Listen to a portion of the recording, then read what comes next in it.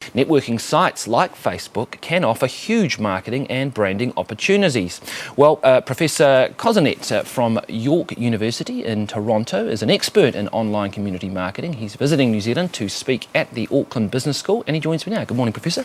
Good morning, Corin. Nice to have you with us. Thank you very much. Just tell us a little bit about online communities and the growth of them and why they do present a marketing opportunity. Yeah, sure. Online communities have pretty much doubled in the last 3 years, membership in online communities. And online communities can be anything from formal communities like Facebook that you talked about to informal gatherings of fans. And I've been looking at this area for about 13 years, since long before Web 2.0 was coined and a lot of businesses kind of jumped in and have made their reputations. It's basically consumers talking to consumers using computer-mediated communication. So anytime that people kind of collect as a community and communicate with one another in a fashion that they find to be meaningful, you've got online community forming. So it doesn't really have to have business involved in it at all. In fact, a lot of the time when business does get involved, the community part seems to go away and people seem to be less interested in Right, so how do then businesses take opportunities? Do they become, in a sense, part of the network themselves and just interact with other consumers or other people? Well, the truth is we're still figuring it out. I mean, we really don't know exactly what some of the best models are. Sometimes a good model would be to stand aside and let consumers do what they do, let them talk about things that are interesting to them, and then kind of learn from what they're saying. So it becomes kind of a marketing research tool. So an example of that would be Adidas in Germany. They started looking at this community that was called Nike Talk, that was devoted to basketball shoes. And it was an online community, a forum of people who were aficionados of basketball shoes in particular, sports shoes in general. And they would design the shoes, they would critique the shoes.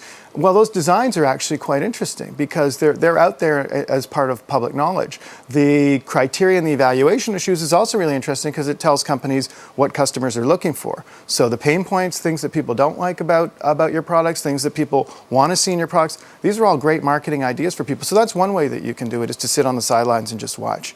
Another is to let them do innovation. So in that same community, you could have people actually doing stuff. Creating the shoes, and then you would actually look at those designs and say, maybe we'll use this part of a design or that part of a design.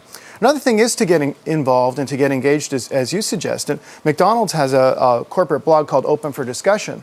Now, McDonald's is critiqued around the world for a number of things. They have problems with their food, people don't like the organization, as well as there's this whole anti-American global thing, which really hasn't gone away in recent years. But McDonald's has opened up this corporate blog and started a conversation with people. So some of the most vehement detractors of McDonald's actually go onto this online community and talk, and they kind of gang up on them, but it's one place where they can discharge some of the negative sentiment. And sorry, I was going to say, and on a site like, say, Facebook, can you use that as a way of alert? Say you're a small business, of having a number of friends, if you like, and then you can alert them to sales and those sort of things. Is that a practical way of using it?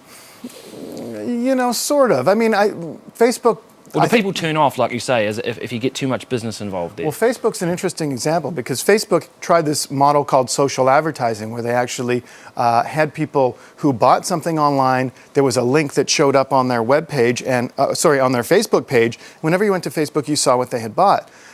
This lasted about a day or two when the community said, we really aren't interested in you taking our personal behavior and turning it into commercial behavior. We really don't like that. And that's one of the things that communities tend to do, is communities tend to try and isolate themselves a little bit from the commercial. So think of religious communities. Once they start to become too commercial, they don't seem like they're authentic communities anymore, and people leave them. And that seems to be the pattern across a number of different community forms. So business really needs to be careful in terms of how it uses community, because a lot of times communities don't want to be used.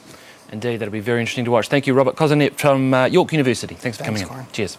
When we come back, Wellington property developers hope the launch of a new apartment complex will buck the housing downturn.